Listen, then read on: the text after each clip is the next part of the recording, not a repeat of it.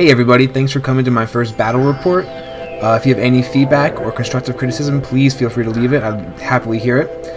This will be a battle report between Varangur list and Goblin list with Orc allies. We're playing a 1500 point game. This is my first game playing Varangur, probably my third or fourth game playing at Kings of War, and I was playing against a really good friend who's also pretty new to Kings of War. So because we're both new, we decided just to deploy and use basic rules, no scenario or objectives, and just try to kill each other and tally up points at the end. We went for 5 turns and then did random turn rolls to the end. We ended up playing, I think it was 6 or 7 turns.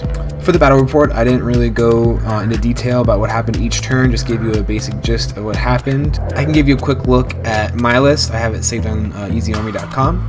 I have a warband regiment, regiment of Sons of Korgan with the Headstrong and Fury marks, Horde of Fallen with the Fog artifact, 2 troops of Thunderwolves, Mounted Sons of Korgan with the Headstrong and Fury ability, Horse Raiders, a Cavern Dweller, and a Chieftain with the Blades of Slashing.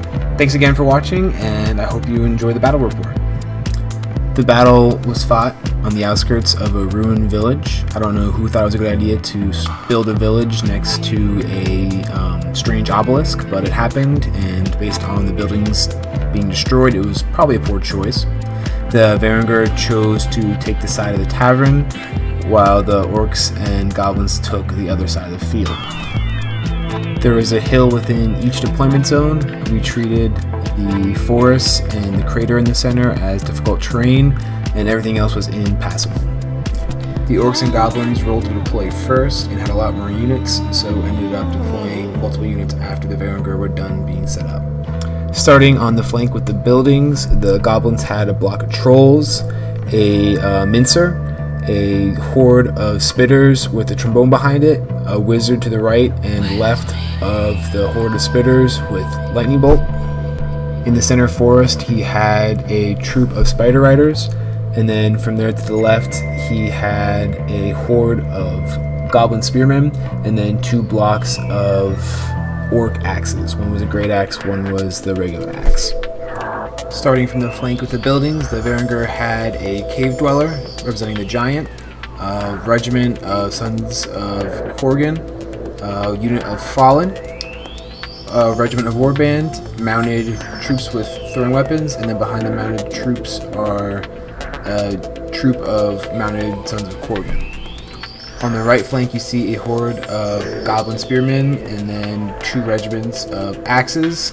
The goblin player dropped those units early, and I decided just to kind of refuse that flank by leaving 1 troop of wolves over there and then not putting anything else down there.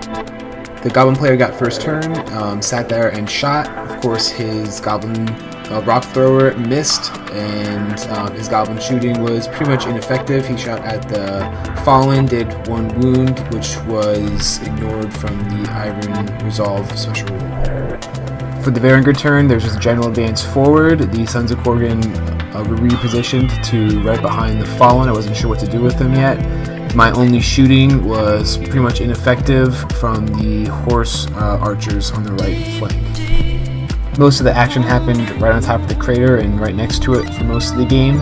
The cave dweller and the Sons of Korgan mixed it up with the trolls and the mincer. The trolls and the mincer both did a lot of damage to the Sons of Korgan, but they were able to survive 2 or 3 turns in the combat.